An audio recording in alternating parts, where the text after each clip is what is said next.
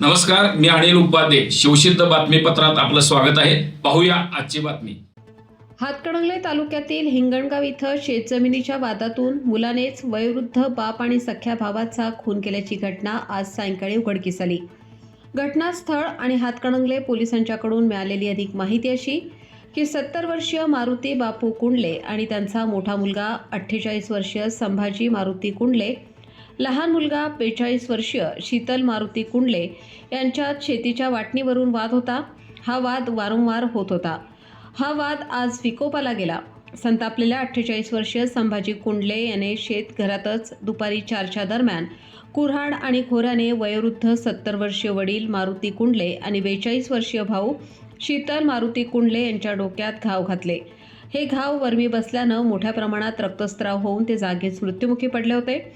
या दोघांचा खून करून संभाजी घरी जाऊन परत सायंकाळी 6 वाजता हातकणंगले पोलीस ठाण्यात दाखल झाला. त्यानं ही घटना पोलिसांना सांगताच पोलीसही हादरून गेले. पोलिसांनी तात्काळ घटनास्थळ गाठलं.